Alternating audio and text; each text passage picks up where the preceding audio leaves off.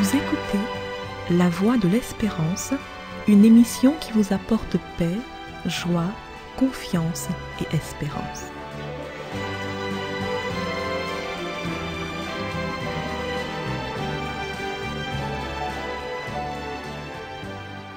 Bonjour la Guyane et bonjour à tous depuis la Guyane.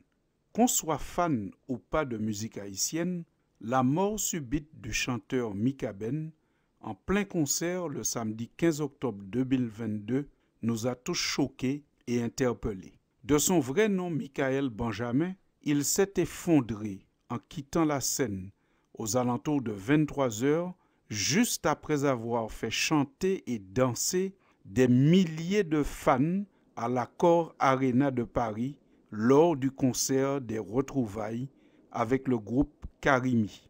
Malgré les soins qui lui ont été prodigués, Mika Ben est décédé à 41 ans. C'est impressionnant, bouleversant, de voir comment un grand gaillard, dans la force de l'âge, aimant la vie, musicien, auteur, compositeur, aimé de ses fans, respecté et reconnu par les artistes de sa génération, époux et père, comment il a pu être terrassé aussi brutalement. Rien de tout ce qu'il avait, ni aucun de ceux qui le connaissaient n'a pu empêcher cela. Mika Ben, qui a si souvent et si bien chanté, ou pâti quitter moins, aujourd'hui nous chantons à cause de lui, ou pâti quitter nous. L'équipe de la Voix de l'Espérance adresse donc un vibrant message d'encouragement à ses proches et prie pour sa famille, pour que le Dieu de toute consolation les accompagne dans ce moment douloureux. C'est ce à quoi la Bible nous invite. La Bible nous invite à prier pour ceux qui sont dans le deuil. Dans Jacques 1er au verset 27, nous lisons ceci. La religion pure et sans tache devant Dieu notre Père consiste à visiter les orphelins et les veuves dans leurs afflictions et à se préserver des souillures du monde. Vous comprenez donc pourquoi l'équipe de la Voix de l'Espérance prie et encourage la famille de Mika Ben qui est aux prises avec un deuil subit. Nous ne pensons pas qu'à la famille du chanteur, mais nous pensons aussi à toutes les familles qui ont dû faire face à un décès brutal durant la semaine. Ils n'étaient pas des artistes connus, ils ne sont pas morts sous les yeux de milliers de spectateurs, ni devant des caméras, mais malheureusement, Mika Ben n'est pas le seul qui a été confronté à la mort subite récemment. Nous pensons donc à toutes ces familles et nous prions pour toutes ces familles. Ceux qui se tournent vers le Père Céleste et vers Jésus-Christ trouvent dans ces moments douloureux force et courage pour affronter cette terrible situation de la vie. La Bible nous dit que Dieu est le Père de Jésus-Christ, mais qu'il est aussi le Père des miséricordes et le Dieu de toute consolation, à lire dans 2 Corinthiens chapitre 1er au verset 3. Il nous est aussi dit dans ce même passage que Dieu nous console dans toutes nos afflictions, afin que par la consolation dont nous sommes l'objet de la part de Dieu, que nous puissions consoler ceux qui se trouvent dans quelque affliction. Oui, en Dieu, il y a un pouvoir de consolation et nous sommes heureux de constater sur les réseaux que les membres de la famille de Mika Ben comptent sur Dieu pour les aider à traverser ce moment difficile. Dieu, oui, est la source de la vraie consolation. D'ailleurs, Jésus est appelé dans la Bible la consolation. Nous lisons cela dans l'évangile de Luc au chapitre 2, exactement au verset 25, quand il est dit « Et voici, il y avait à Jérusalem un homme appelé Siméon. Cet homme était juste et pieux, et il attendait la consolation d'Israël, et l'Esprit Saint était sur lui. Il avait été divinement averti par le Saint-Esprit qu'il ne mourrait point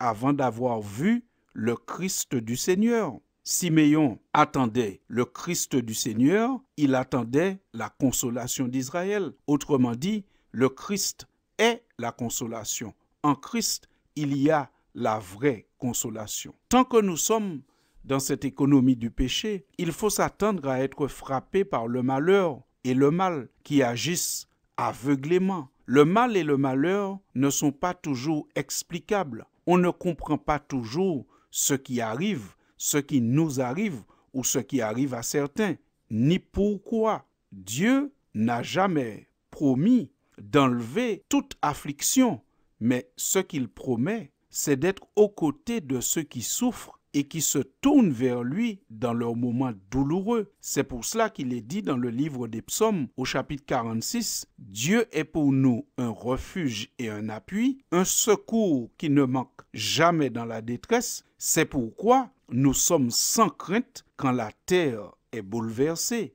Fin de citation. La promesse de Dieu n'est pas de retirer les épreuves dans cette vie. Jusqu'au retour de Jésus et jusqu'à l'établissement de son royaume de paix, il y aura des épreuves, il y aura des morts subites, il y aura des accidents, il y aura des malheurs. La promesse de Dieu, c'est de ne jamais retirer son soutien à ceux qui le cherchent pour être consolés dans le malheur. Dans le livre du prophète Jérémie, Dieu déclare au verset 29, « Vous me chercherez et vous me trouverez si vous me cherchez de tout votre cœur. Je me laisserai trouver par vous, dit l'Éternel. » Et quant à Jésus, il reprend la même thématique et dit les choses ainsi. « Tous ceux que le Père me donne viendront à moi et je ne mettrai pas dehors celui qui vient à moi. » À lire dans Jean au chapitre 6 et au verset 37. La triste et brutale fin de Mikaben nous rappelle aussi la fragilité et même pourrions-nous dire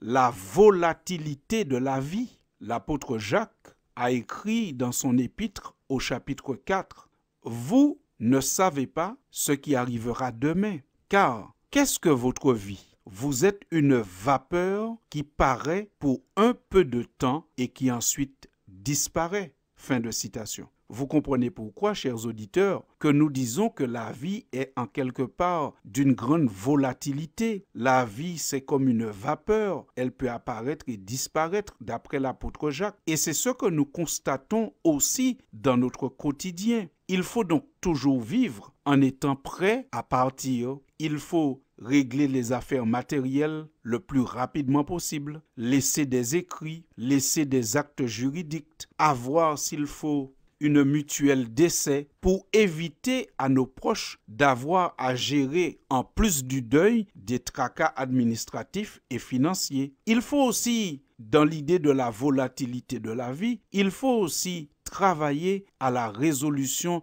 des conflits le plus rapidement possible. S'il faut demander pardon ou offrir son pardon à quelqu'un, ne tardons pas, car la mort peut nous surprendre ou surprendre celui avec qui il y a un différend. Et après sa mort ou après notre mort, nous ne pourrons plus demander pardon ou résoudre des conflits. Il faudrait aussi, dans cette perspective, garder un lien vivant et quotidien avec Dieu, car après notre mort, on ne peut plus ni se repentir, ni se donner à Dieu. Le livre du prophète Ésaïe rapporte que ce n'est pas le séjour des morts qui te loue, ô Dieu, ce n'est pas la mort qui te célèbre, ô Éternel. Ceux qui sont descendus dans la fosse n'espèrent plus en ta fidélité. Le vivant, c'est celui-là qui te loue, comme moi aujourd'hui. Le Père fait connaître à ses enfants ta fidélité. Ésaïe ici, avec des mots clairs et directs, nous rappelle qu'après la mort, il n'y a plus de possibilité de louer Dieu, il n'y a plus de possibilité de compter sur sa fidélité, sur sa grâce et sur sa bonté. C'est tandis que nous sommes vivants que nous devons avoir une relation quotidienne avec Dieu, lui soumettant nos manques, mais aussi allant à lui pour recevoir le pardon de nos péchés au quotidien. En terminant cette chronique, nous renouvelons nos sincères condoléances et nous assurons la famille de Mikaben et de tous ceux qui ont été endeuillés cette semaine de notre soutien et de nos prières. Et nous souhaitons que Dieu nous aide, chacun de nous, à nous rappeler que la vie est comme une vapeur et qu'à chaque minute et à chaque seconde, nous devons vivre comme si nous étions prêts à partir. À bientôt, chers auditeurs. C'était La Voix de l'Espérance, une émission préparée par l'Église adventiste du 7e jour. Si vous désirez avoir une copie de la causerie d'aujourd'hui, demandez-la. Elle vous sera donnée gracieusement. Écrivez à La Voie de l'Espérance, boîte postale 169 97 324, Cayenne, CEDEX. Ou téléphonez au 0594 25 64 26. Merci chers auditeurs et à bientôt.